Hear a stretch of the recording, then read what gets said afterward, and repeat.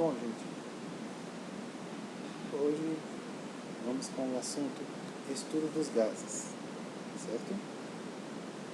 E esse assunto ele é muito interessante porque ele envolve tanto gases como volume, densidade, massa. Então vamos lá.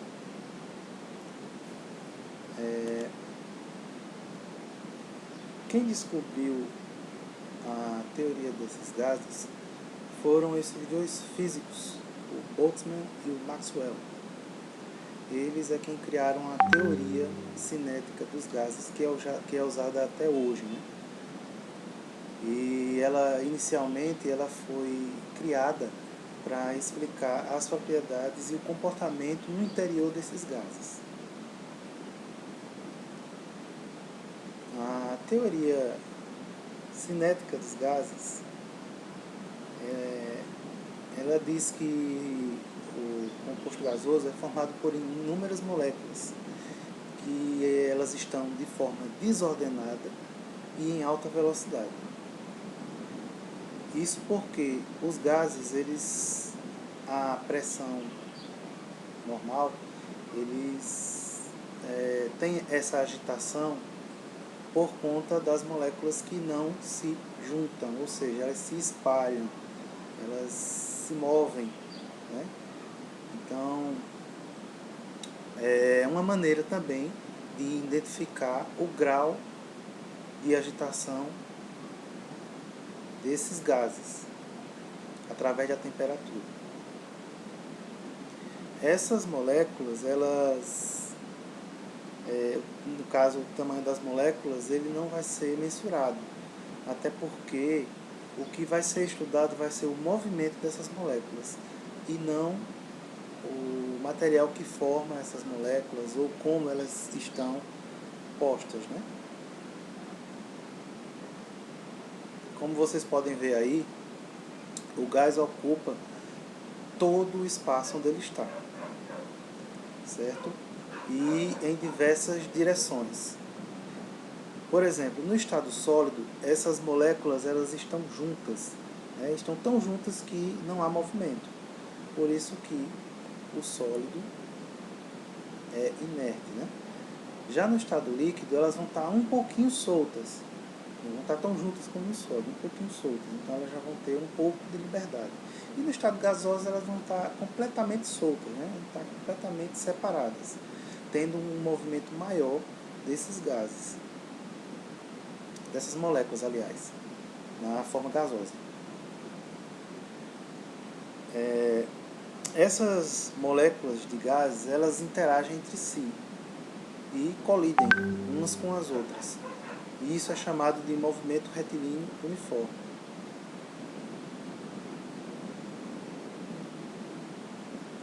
Aí a gente tem algumas variáveis desse gás que a gente pode observar aí, né?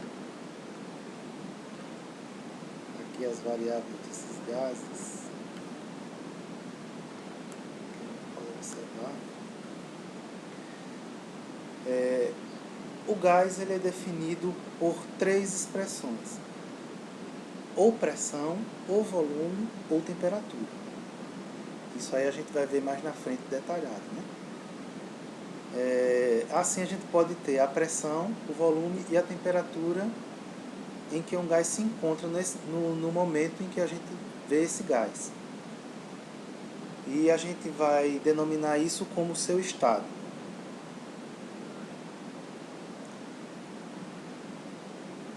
Aqui eu tenho a equação de estado dos gases, equação ideal dos gases, né?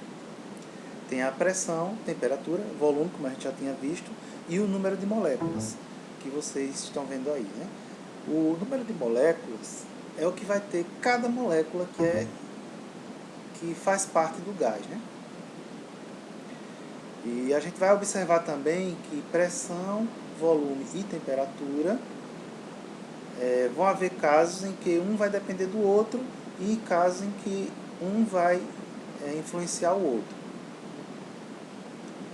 Então vamos para a primeira lei aqui, a lei de Boyle. A lei de Boyle, ela trabalha volume e pressão. Por que volume e pressão? Porque, pela lei de Boyle, a temperatura ela permanece constante durante todo o processo. Então, se o processo começa a 100 graus, no final do processo eu também vou ter 100 graus. Então, a temperatura ela não teve uma alteração, ela continua a mesma, do início até o fim. Esse tipo de transformação a gente costuma chamar de isotérmica. Iso igual, térmica, temperatura.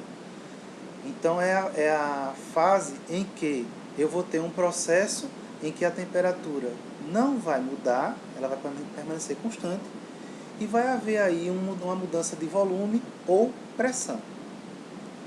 E outro detalhe muito importante também é que esse tipo de transformação de pressão e volume, elas são inversamente proporcionais. Ou seja, se eu aumentar o volume, eu vou diminuir a pressão. E se eu diminuir a pressão, eu aumento o volume. Tá aí o que eu falei para vocês. Aqui, no caso, na primeira parte, no primeiro recipiente, houve um aumento de pressão. E o volume diminuiu. A diminuição da pressão vai fazer com que o volume também aumente. Então, elas são inversas. Enquanto uma aumenta, a outra diminui.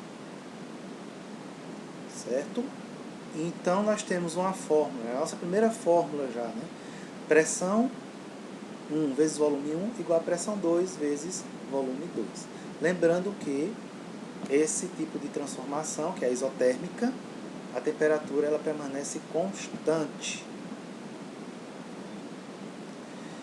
Nessa figura a gente observa aí o gráfico pressão-volume. Ele sempre vai ter esse formato aí, né? De parábola em declínio. Porque, como vocês já viram, se a pressão aumenta, o volume diminui. Se o volume aumenta, a pressão diminui. Esse outro exemplo aí, em relação à lei de Boyle, é sobre a respiração, né? Que vai ter a entrada do ar com oxigênio, que é quando o diafragma expande, e na exalação, que é quando a gente solta o ar. E vai sair esse ar, só que agora com o gás carbônico. Mais abaixo a gente tem um pouco mais detalhado o trabalho que acontece no nosso pulmão, né? Quando o nosso pulmão enche de ar e o nosso pulmão esvazia, né? Para que ele encha de ar, o volume do diafragma ele vai aumentar e a pressão interna vai diminuir. Já para quando ele vai soltar o ar, é o contrário, né? O volume do pulmão ele vai diminuir e a pressão interna ela vai aumentar para que esse ar seja expelido, né? Seja solto.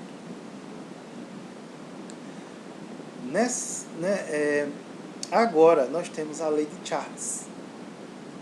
A lei de Boyle, sim, só lembrando, a lei de Boyle é temperatura constante. Já na lei de Charles, quem vai estar constante agora vai ser a pressão. Então eu tenho volume e temperatura, só que agora a pressão é que é constante. Nós temos duas figuras aí como exemplo, que elas estão representando aí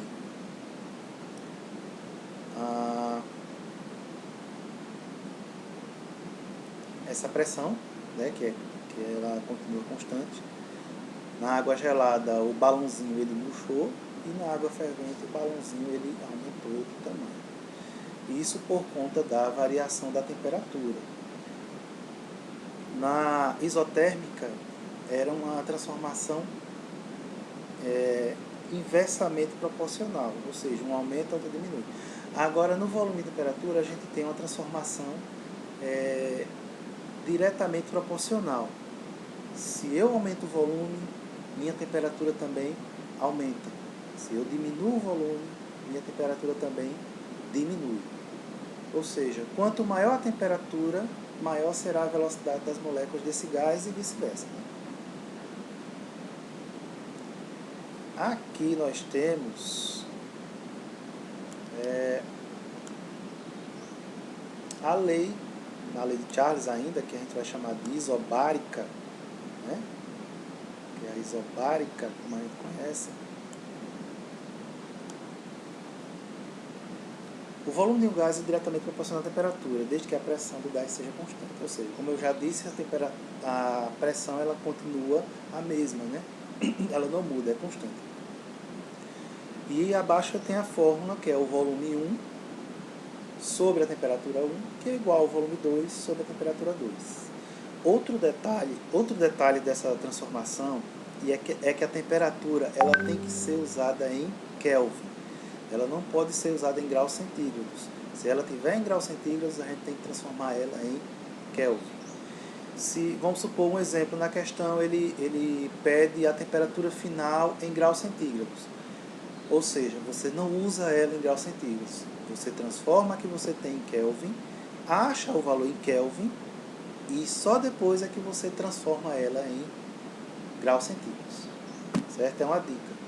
Porque se você for usar ela em graus centígrados e você achar a resposta em graus centígrados, essa resposta vai estar errada.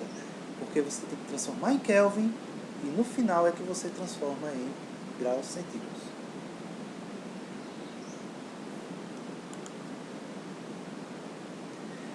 E novamente nessa parte aí a gente tem a temperatura, pressão e volume nessa ilustração, né? A temperatura com o menor valor, a pressão e volume com valores iguais. Isso acontece porque tanto a pressão como o volume são inversamente proporcionais. Já a temperatura e a pressão temperatura e volume são diretamente proporcionais.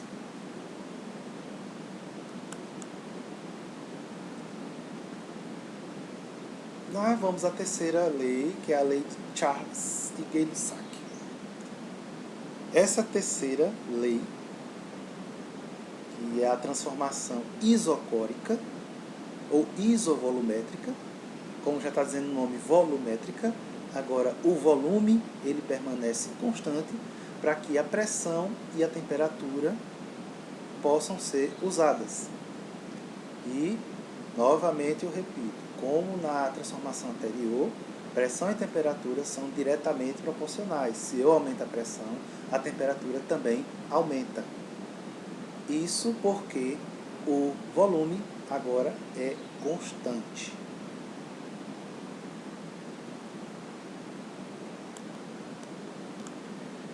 Aí nós temos nas imagens, né, uma corrida de Fórmula 1, um pneu sendo enchido e, mais novamente, a figura com pressão, volume e temperatura.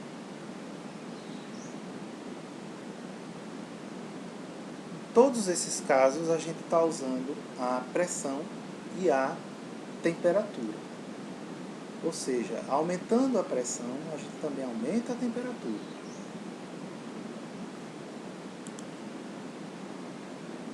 E aqui eu tenho a terceira fórmula, né, que é a de Charles e Gay-Lussac, que é pressão 1, temperatura 1 igual a pressão 2 sobre temperatura 2.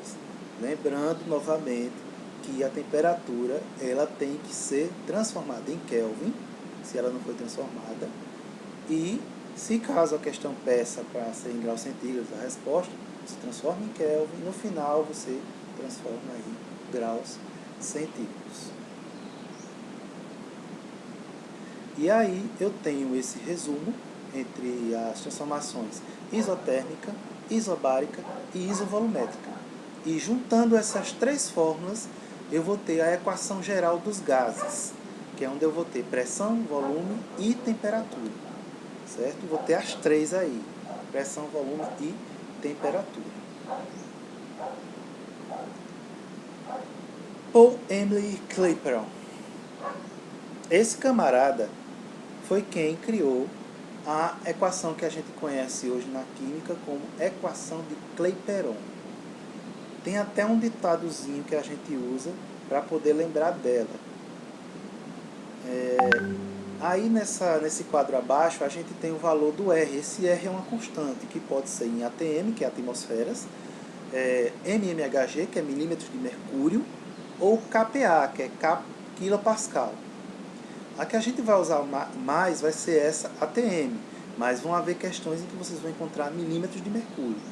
Mas a que a gente usa mais é essa ATM, que é o 0,082. A equação de Clapeyron é essa daí. Tem até um termo, uma frasezinha que a gente usa muito para lembrar dessa forma. Ou seja, puta véia não rejeita tarado. Ou seja, PV é igual a nRT. Então a gente usa essa frase para poder lembrar da forma. Aí nós temos a criação da fórmula da densidade. A densidade do gás na equação de estado. Que ela vai ser igual a pressão vezes a massa molecular dividido pela constante vezes a temperatura. Lembrando que essa temperatura, novamente, tem que ser em Kelvin. Só se trabalha com ela em Kelvin, certo? Aqui a gente vai entrar nas misturas gasosas. Ou seja, o gás, ele também é uma mistura, né? Ele pode ser encontrado... Lembrando que o gás, ele sempre vai ser uma mistura homogênea, porque não tem como a gente saber quem é oxigênio, quem é nitrogênio, quem é hidrogênio. Então ele só vai apresentar uma única fase. A gente sabe que o ar, ele tem vários tipos de gases, mas a gente só vê uma fase. Então por isso que ela é chamada de homogênea. Aí temos aqui a pressão parcial de um gás, que vai ser a fração molar desse gás vezes a pressão total no sistema. E aqui eu tenho como calcular a fração molar desse gás, que é o número de mols do gás dividido pelo número de mols do sistema. E a lei de Dalton agora. A lei de Dalton, ele diz que há uma pressão total, só que para que exista essa pressão total, eu tenho que somar todas as pressões dos gases. Então, a soma das pressões dos gases vai dar a pressão do sistema, que é a pressão total. Volume parcial, lei de Amagta.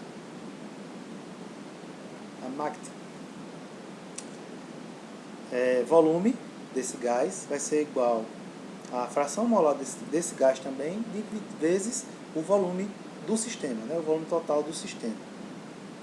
E o volume total do sistema é a soma de todos os volumes dos gases. E aqui eu tenho um resumo de tudo isso que eu expliquei atrás, né?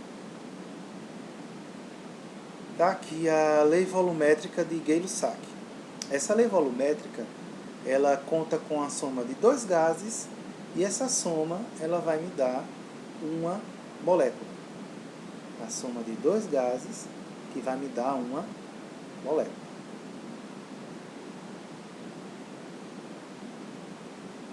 Novamente aqui eu tenho, e esses números que vocês estão vendo embaixo dos recipientes são as proporções, certo? 2 para 1 para 2, ou seja, são duas moléculas de gás oxigênio, gás hidrogênio, para uma de gás oxigênio. E eu vou formar o vapor de água, que no caso são duas moléculas de cada um. Está aqui representado na equação abaixo, né? A quantidade, 2 de hidrogênio para 1 de oxigênio, vai ser igual a 2 de água. Lei de Avogadro. Volumes iguais de quaisquer gases, nas mesmas condições de pressão e temperatura, apresentam a mesma quantidade de substância em mol, que a gente chama de moléculas. Então essa é a constante de Avogadro. Essa fórmula é da densidade relativa de dois gases. que é a densidade do gás A sobre a densidade do gás B, que é igual a massa molecular, a massa desse gás A sobre a massa desse gás B, a massa atômica, né? E aí é a fórmula da densidade dos gases, que é essa massa molecular dividido por 22,4.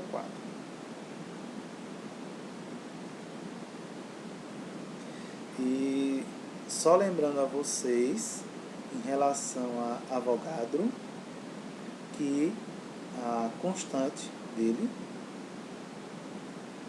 é 6,02 vezes 10 a 22. Essa constante é um número que não muda, como diz o nome, já é constante, né? Então ela vai ser sempre esse valor, não muda.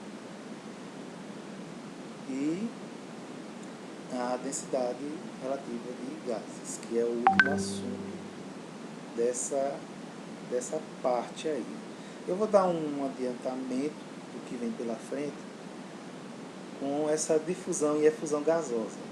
Isso aqui vocês vão ver ainda, não vai ser agora que vocês vão ver isso. Esse é um comportamento que os gases apresentam em ambientes fechados ou ambientes abertos. Então, é fusão e difusão.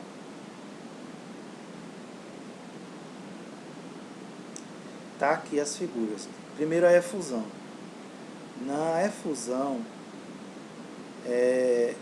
os gases eles vão escapar por pequenos orifícios que tem no material. O exemplo que ele usou aí foi o balão. O balão começou a perder ar e foi descendo, né? Isso aí também entra na lei de Graham, onde eu vou ter duas velocidades. Eu não vou me estender muito nessa explicação, porque vocês ainda vão ter contato com esse assunto, certo? Aqui eu tenho um avião sobrevoando o pessoal aí, né? Tipo uma charge. Ele está no base, acho que eles estão em posição de lançar um ataque com gases tóxicos. Já deu para entender mais ou menos o que é que vai ocorrer aí nesse segundo piloto. E chegou ao fim a nossa aula. Espero que vocês tenham gostado. Qualquer dúvida, vocês podem mandar mensagem para mim lá na plataforma e eu vou tentar saná-las. E foi um prazer estar com vocês hoje aqui. Não sou o professor de vocês, mas eu estou dando essa força, né? Então, até logo.